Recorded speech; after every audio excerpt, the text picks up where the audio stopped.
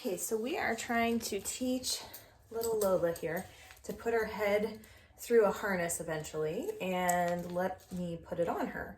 She has developed an issue with the harness where she really doesn't like it. She's uncomfortable and she doesn't really allow you to put it on her efficiently. So as you can see, she's pretty excited about this kibble that I have for her.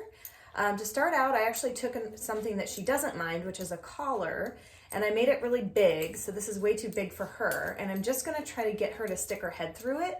Now I have already worked with her on this probably about 4 or 5 times now. So hopefully you'll see what she does here. I hold the collar up.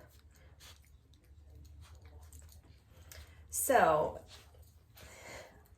yes, there we go. As you can see, she kind of pushed it with her mouth, decided if she could go around it and see if I'd reward her that way. But eventually she came back and put her head through it, which is the behavior I'm looking for. And it's one of the behaviors she doesn't want to do. She has kind of an aversive experience with things going over her head. So we're going to try again, and I'm going to use the verbal marker yes to mark the second that she pushes through so she knows what she did was correct.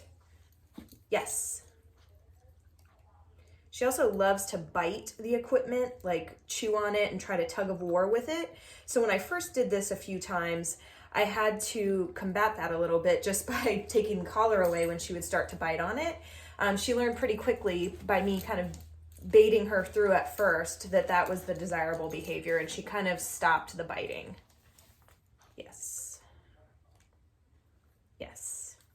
And I'm rewarding her for staying in position and just letting me hold it, you know, have it with her head through it. Yes. And then I take it off. And I always take off the equipment before they ever show any sign of not liking it. There she goes biting it. That's not going to get what she wants. Yes, good girl.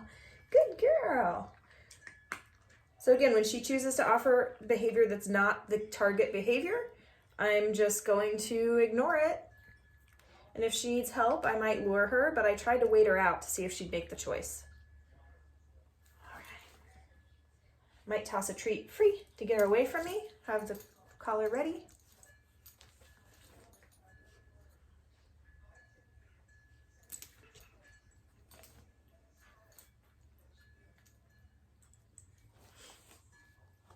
So again, I'm very quiet when I'm training. When she's kind of offering not what I want, I'm just going to ignore. Present it again. Yes, there we go. Good girl. Yes. Yes. Yes. Eventually I'll start kind of laying it over her back so she feels that. And I might even tickle her on the sides because that's going to help when I'm eventually trying to put a harness on her. Some dogs don't like to be touched around their sides, and you know, if you accidentally clip their hair or their skin into the harness, they will never forget.